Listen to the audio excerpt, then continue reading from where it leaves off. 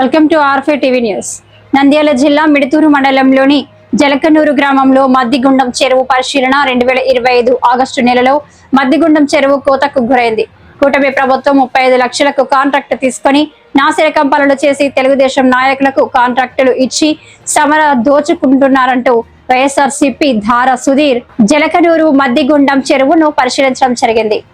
జలకనూరు గ్రామం MPP Gundam Hari, Sarvottam Reddy, Srinivasareddy, Pullaiah Ravi, ex market yard chairman Mallareddy, 49 Bannur Jaganmohan Reddy, Thimmapuram sarpanch Swamireddy, Chowtukuru Gopal Reddy, YSRCP మండల convener Lokeshwar Reddy, Padigala ex Pullala Nagireddy, Jupadu Bungalow ex Jagadeeshwar Reddy, Peersapeta Jagadish Reddy, voluntary wing Sivakrishna, Devanur Sharif society chairman ex Naga Thulasireddy, Chintalapalli Mallikarjun Reddy, మండల social media Midutur ముసుంవల్లి పాల్గొనడం జరిగింది.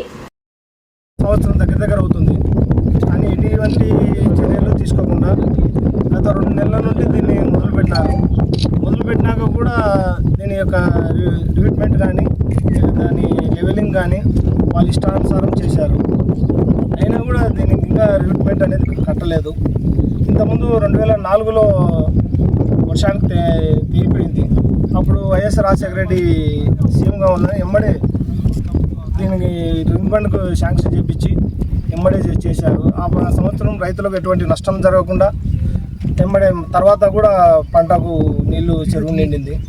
కానీ ఉద్దేశం ఉంది ఈ ప్రభుత్వంలో ఇంతవరకు ఈ సంవత్సరం అయితే ఉన్నాయి కానీ ఇంతవరకు దాన్ని చేసినారు. కానీ చేసినా కూడా ఇప్పుడు కూడా దీన్ని ఇంకా పూర్తి చేయలేదు. వర్షాకాలం అయితే వచ్చినది. దీన్ని కాంట్రాక్టర్ అసమర్థత లేకుంటే ఇంజనీర్ల పర్యవేక్షణ అసమర్థతన తెలియడం లేదు. అది వాళ్ళకే వదిలిపెడుతున్నామని చెప్తాను. నమస్కారం. నందికొట్కూరు నియోజకవర్గంలోని మిడుతూరు మండలంలోని జలకనూరు గ్రామంలో ఇక్కడ జలకనూరు మద్దిగుండం చెరువు దగ్గర జరుగుతున్న తెలుగుదేశం అన్యాయమైన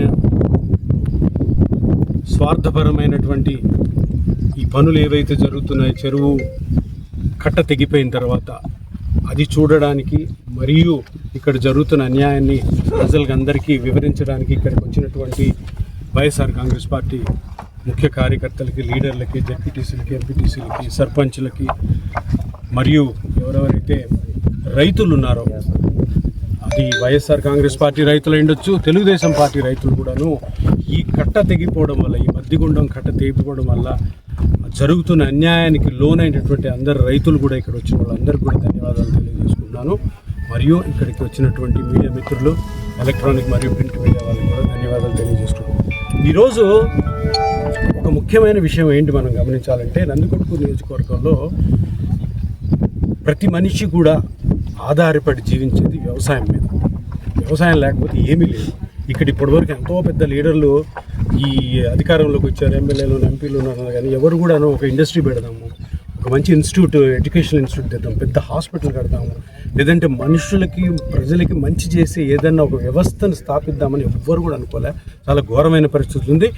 ఒక్క వ్యవసాయం మీదనే నందికొట్కూరు ప్రజలందరూ కూడా జీవిస్తున్నారు. ముఖ్యంగా ఇప్పుడు ఈ జలకనూరు మద్దిగుండం చెరువుని కానీ మీరు చూస్తే దగ్గర 350 ఎకరాల్లో ఈ చెరువుని 1974లో మధుర సుబ్బారెడ్డి గారు, ఆనం వెంకటరెడ్డి గారు కలిపి ఇది కట్టడం జరిగింది. దీనికి కట్ట ఇక్కడ ఉంది. ఇది అప్పటి నుంచి కూడా దగ్గర 3700 ఎకరాలకి సాగునీటిని అందిస్తుంది. జలకనూరు, చింతలపూడి, కాజీపేట, ధని, అట్లా కొన్ని మంచాలగట్ట మరియు పాండ్యంలో కూడా కొన్ని దగ్గర 50 కిలోమీటర్ల వరకు ఉన్న విలేజెస్లో ఏదైతే సాగునీరు ఉందో 3700 ఎకరాలకి సాగునీరు ఈ చెరువు వల్ల జరుగుతుంది.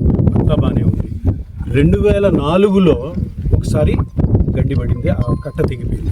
వెంటనే రైతులకు ఇబ్బంది కలుపుకోకుండా అప్పటి ముఖ్యమంత్రి వైఎస్ రాజశేఖర రెడ్డి గారు 3 రోజుల్లో ఆ పనులు ఒక రింగ్ బండ్ కట్టి దాన్ని వెంటనే ఆపడం జరిగింది. దాని తర్వాత కూడా ఇప్పటి వరకు ఎప్పుడు కట్ట తెగలేదు. 2025 అంటే లాస్ట్ ఇయర్ ఆగస్టు 12వ తారీఖున ఇక్కడ చూసారా, ఇక్కడ కనపడుతుంది, ఇది కట్ట తెగింది. ఎందుకు తెగింది? ఇక్కడున్న తెలుగుదేశం లీడర్లు కొందరు ఆ చెట్లు ఉంటే చెట్లుని తీయాలి, కాకపోతే తీసే విధానం ఒకటి ఉంటుంది. ఏంటి, చెట్లను కట్ చేయాలి. అది వేళ్లతో పాటు పెరికేసరికి ఎవడన్నా ఇప్పుడు మన ఎమ్మెల్యే గారు పోయి అసెంబ్లీలో మాట్లాడాలా అలగనూరు రిజర్వాయర్ గురించి. మిడుతూరుకి ఏదైతే తెలుగుదేశం నాయకుడు అప్పుడు ఎలక్షన్ క్యాంపెయిన్కి వచ్చిన చంద్రబాబు నాయుడు మిడుతూరుకి లిఫ్ట్ ఇరిగేషన్, కొత్తపల్లికి లిఫ్ట్ ఇరిగేషన్ అని ప్రామిస్ చేశారు. మరి ఆ విషయాలు మాట్లాడండి, వెళ్ళి అసెంబ్లీలో మాట్లాడండి.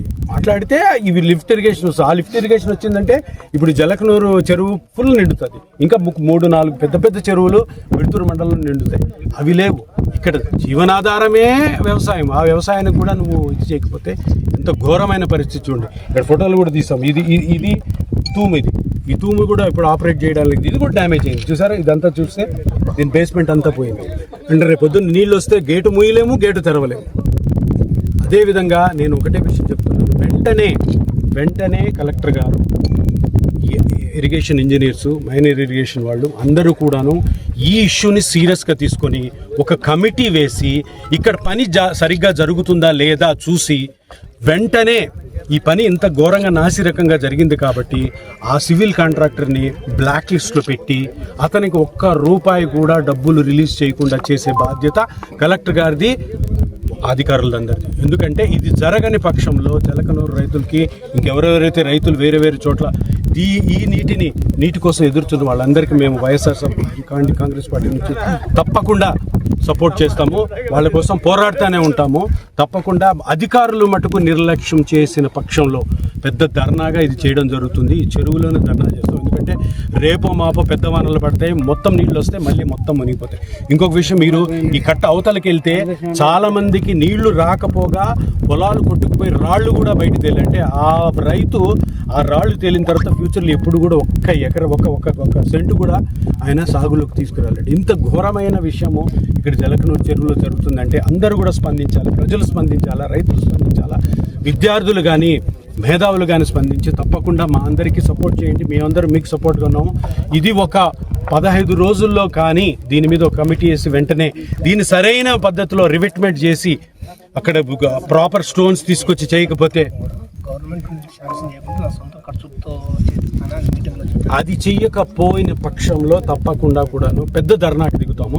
పెద్ద ధర్నాకి దిగి ఎవరెవరైతే దీనికి బాధ్యులు ఉన్నారో, ఎవరెవరైతే లంచాన్ని తీసుకున్నారో ఈ పనిలో వాళ్ళందరినీ కూడా చట్టం ముందుకు తీసుకొస్తాము అని హెచ్చరిస్తున్నాం. తెలుగుదేశం మొత్తం ప్రాంతానికి ప్లస్ అధికారులందరికీ, ఇరిగేషన్ డిపార్ట్మెంట్ వాళ్ళకి వెంటనే వచ్చి దీన్ని కరెక్ట్ పద్ధతిలో కానీ మీరు చెయ్యని పక్షంలో దాని పర్యవసానాలకి మీరే బాధ్యులు అవుతారు. దాని తర్వాత వైఎస్ఆర్ కాంగ్రెస్ పార్టీ తప్పకుండా రైతులందరికీ సపోర్టివ్గా ఉంటుంది. తప్పకుండా సహాయ సహకారాలు అందిస్తాము. ఇది సరిగ్గా ఈ కట్టని చేసే వరకు కూడాను ఈ పోరాటం ఆగదు. వైఎస్ఆర్ కాంగ్రెస్ పార్టీ తరఫున మీ అందరూ కూడా మీకు అండగా ఉంటామని భరోసా ఇస్తూ ఈ చిన్న అవకాశం ఇచ్చిన మీ అందరికీ కూడా ధన్యవాదాలు చెప్తూ ముగిస్తున్నాను.